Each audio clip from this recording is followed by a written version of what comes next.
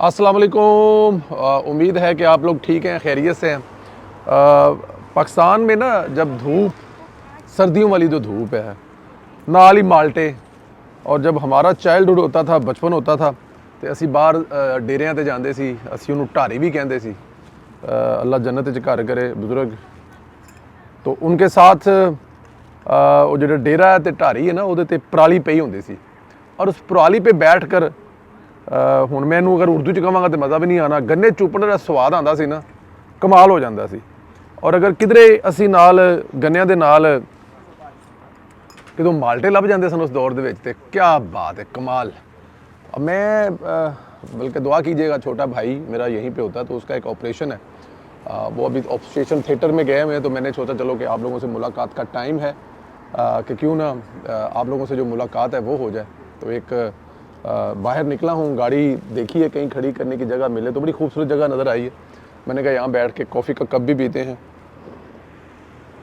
और आप लोगों से बातचीत भी करते हैं। बट एनी हाउ, इस धूप का एक अपना मज़ा है। आई विश कि मैं जैकेट उतार सकूँ, लेकिन ठंड है, जैकेट नहीं उतार सकते। अंदर बैठा था मैं, बड़ा मज़े का माहौल था, लेकिन म्यूज़िक बज रहा था तो उसमें फिर आप वीलॉग नहीं कर सकते। खैर चलते हैं अपने वीलॉग की तरफ। चैनल को ज़रूर सब्सक्राइब करें, बेल आइकन को प्रेस करें, ज़्यादा से ज़्यादा जो व्हाट्सएप ग्रुप हैं उनमें इसको शेयर भी ज़रूर करें। और उसके अलावा जो आपसे राय मांगी जाती है या जो आप मुनासिब राय समझते हैं उसका इजहार भी ज़रूर किया करें। इमरानी जजों जो प्रॉक्सी है ना, उनकी जो पीछे बैठे होते हैं, उनके वो हैंडलर्स हैं, वो सरगर्म हो गए हैं, उन्होंने अपना काम दिखाना शुरू कर दिया है। आइनी तरमीम को चैलेंज करवा दिया है। मैं हैरान परेशान हूँ कि इस आइनी तरमीम जो 2/3 अक्सरियत से पार्लियामेंट से पास हुई है, उसको भी चैलेंज करवा दिया है। किसी उनस नामी शख्स के ज़रिए आइनी तरमीम को सुप्रीम कोर्ट में चैलेंज किया गया और 26वीं आइनी तरमीम के ख़िलाफ़ दरख्वास्त में वफाक को जो है वो फ्रीक बनाया गया कि इसमें जो जिसने जवाब देना है आगे आगे से वो वफाक है, कि वफाक बताए कि उसने जुर्रत कैसे की, हिम्मत कैसे की कि वो जजों को पर काट दे, या जजों ने जो अन्नी पाई है उसके आगे को बंद बांध दे। इस तरह की किसकी जरूरत हुई है? कौन है वफाक में ऐसा करने वाला? पार्लियामेंट को अदालती अमूर पर तजावीज़ करने का इख्तियार नहीं, पार्लियामेंट को अदालती तजावीज़ करने का इख्तियार नहीं, तो फिर किसको है? ये भी बता दें, हमें ये भी तो पता होना चाहिए ना कि कौन कर सकता है अगर पार्लियामेंट नहीं कर सकती। 26वीं आइनी तरमीम के बुनियादी ढांचा और अदारों के दरमियान इख्तियारात की तकसीम के ख़िलाफ़ है। आइनी तरमीम के ज़रिए चीफ़ जस्टिस की तैनाती का तरीक़ाकार बदल गया है और तरमीम के बाद चीफ़ जस्टिस की तैनाती हुकूमत वक़्त के पास चली गई है, और वो किसी एक की नहीं है। अगले 15 साल में कम अज़ कम 3 हुकूमतें बदलेंगी और अगले 25 साल में कम अज़ कम 5, अगर ऑफिशियली भी हर गुजरते दिन के साथ 5 साल अगर हुकूमतें पूरी करें मुद्दत। तो तरमीम के बाद जजेस की तकर्री के जुडिशल कमीशन की जो हैत वो भी बदल गई है। ये मौक़िफ़ इख्तियार किया गया इस दरख्वास्त गुजार को ये नहीं मालूम कि आइन साजी करना पार्लियामेंट का इख्तियार है और सुप्रीम कोर्ट का काम सिर्फ इस आइन साजी की तशरीह करना। बहरहाल इमरानी अब तक सरगर्म है, कार्रवाइयों में मसरूफ़ हैं, रास्ता को निकल आए और तालीम कालेदम हो जाए। मुझे समझ नहीं आती। अच्छा, ये इसका भी कुछ होना चाहिए। ये 2 चीज़ें जो है ना, कि आप किसी भी जाके किसी भी चीज़ को जाके चैलेंज कर दें।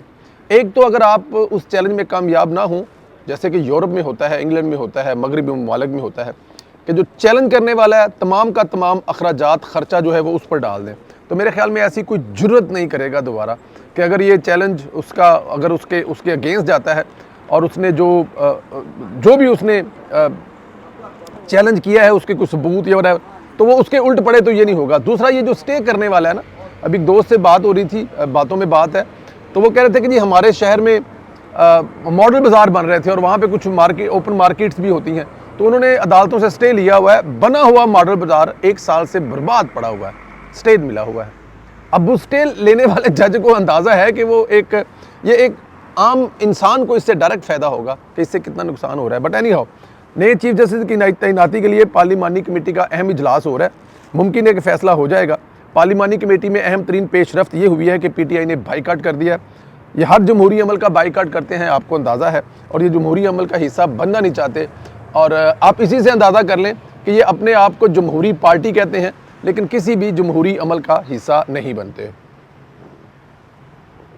पहले ये पार्लिमानी कमेटी का हिस्सा बने, फिर इनकार किया, इन पर तनकीद हुई, तुम लोगों ने कहा था हम आईनी तरमीम को नहीं मानते, चैलेंज करेंगे, फिर आप हिस्सा क्यों बन गए। पार्लिमानी कमेटी में हुकूमत के पास 2/3 अक्सरियत मौजूद है, चारों अरकान नून लीग के हैं, 3 पीपी के पास, 1 JUI, 1 MKM। फैसला करने में मुझे नहीं लगता किसी जगह पे कोई मसला होगा या हुकूमत किसी मुश्किल में होगी। मेरी इतलात के मुताबिक जस्टिस मंसूर पर पीपी JUI 2-4 दिन तक मुतफिक हैं, शायद नून भी इतफाक़ कर जाती, लेकिन जब 2 दिन पहले दूसरी वजाहत जारी की गई तो फिर शक व शुबहात पैदा हो गए। दूसरी वजाहत में मंसूर अली शाह को काबिल एतबार नहीं रहने दिया और दूसरी वजाहत ने काम ख़राब कर दिया है। यूँ यहाँ पर सियासी मतलब इसमें तो कोई शक नहीं है, मंसूर अली शाह साहब जो हैं वो एक काबिल जज थे और इसमें कोई शक भी नहीं थी, कोई दो राय भी नहीं थी। उनके बारे में यही सुनते आ रहे थे कि वो उनके आने से उनका एक लम्बा टेन्योर है, पाकिस्तान की जो अदलिया है उसके लिए बहुत फ़ायदेमंद होने वाला है, लेकिन ऐसा हो नहीं सका। अब मंसूर अली शाह साहब कहाँ भटक गया, किन ने भटकाया। कहा जाता है कि उनको अतर मिनल्ला साहब और मुनीब अख्तर साहब जो हैं वो गलत गाइड कर गए हैं, डरा गए हैं कि काजी साहब जो हैं वो एक्सटेंशन लेने जा रहे हैं। मुझे लगता है कि जब मैं और आप बैठे हों 2-4 दोस्तों में और वहाँ पे अगर हम ये बात कर दें कि यार ये हम काम नहीं करने चाह रहे, तो मेरे ख्याल में हम दोस्तों में से ये बात कन्फर्म हो जाती है कि अगर संदीला साहब ने कहता है तो काम नहीं होने लगा।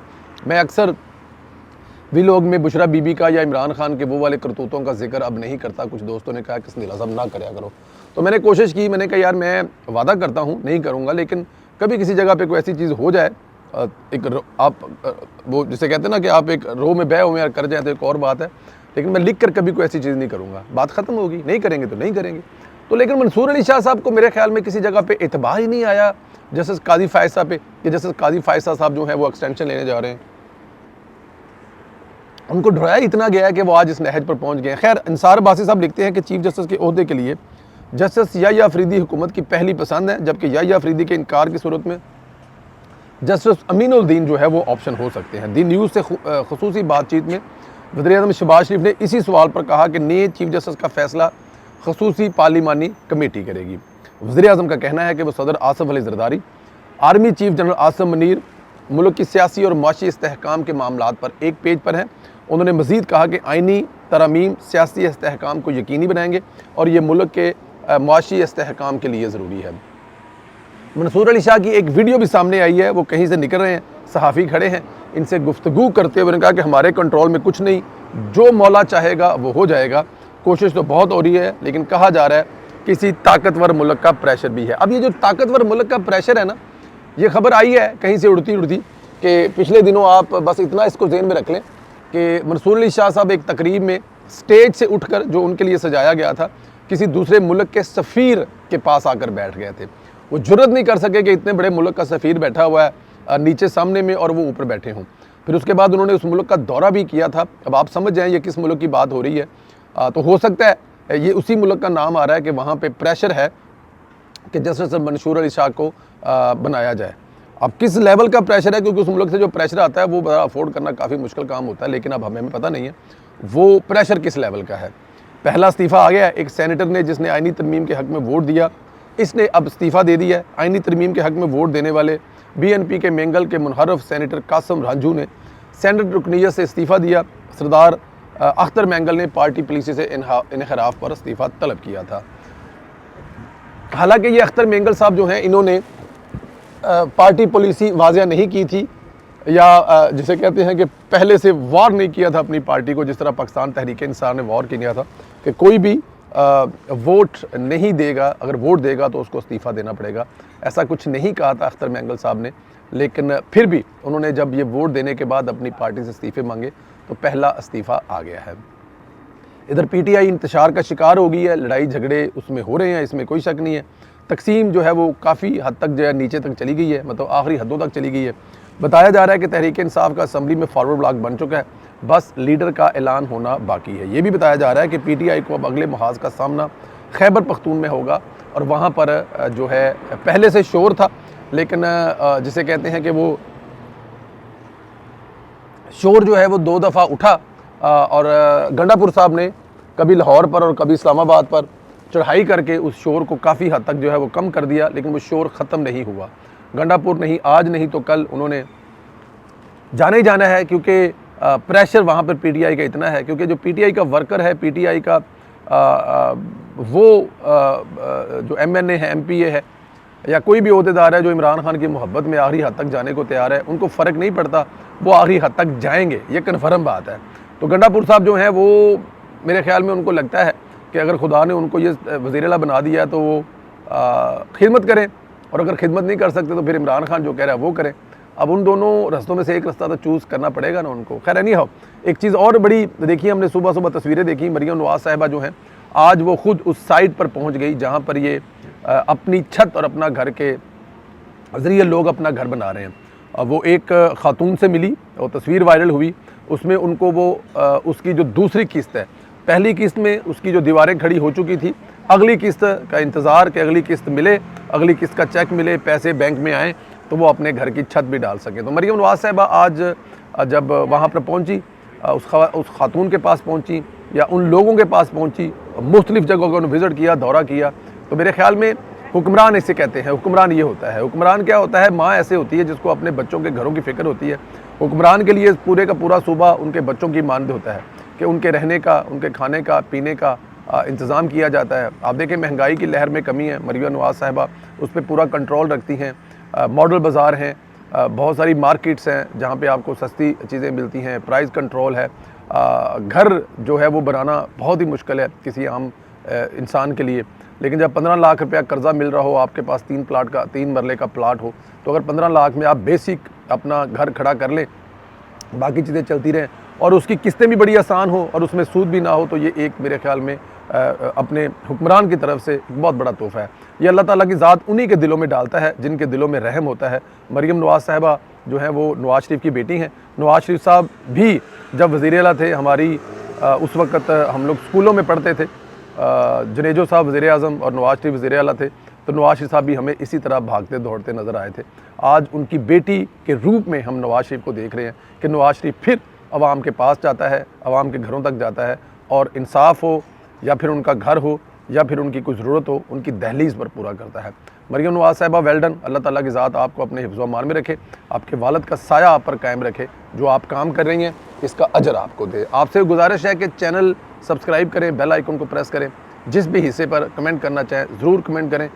मंसूर अली शाह साहब तो गए हैं, अगले चीफ जस्टिस कौन आ रहे हैं, अगर आप इस पर इजहार करें तो खुशी होगी। ख्याल रखें, इजाज़त दें, खुदा हाफिज़।